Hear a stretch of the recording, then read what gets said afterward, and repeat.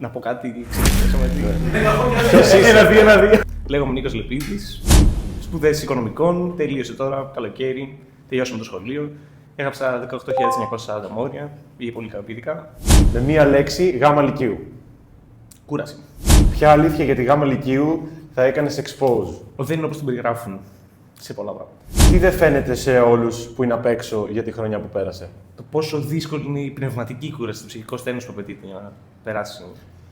Υπήρξε περίοδος που κουράστηκες πολύ? Το Πάσχα, μάλλον, λίγο πριν. Μετά με τον Εφέ και όλες που είναι ζόρικα, ήταν τελική ευθεία, ήθελε μεγάλες επαναλήψεις ξανά από την αρχή, ήθελε χρόνο. Πώς ήταν το κλίμα στην τάξη? Ευχάριστο. Ποιος σε στήριξε περισσότερο αυτή τη χρονιά? Η οικογένεια, οι φίλοι, ούτως άλλως όλο αυτό το περνάμε μαζί με όλους αυτούς. Ήθελες να ξέρουν οι γονείς για τις πανελλαδικές? Ότι δεν χρειάζεται πίεση. Η στήριξη είναι από μόνη της αρκετή. Δεν υπάρχει, δεν χρειάζεται να έχει άγχος και επίσης είναι χαζομάρα αυτό που λένε να μην έχεις άγχος. Δεν γίνεται αυτό. Το άγχος είναι φυσιολογικό. Πρέπει να το ελέγχεις.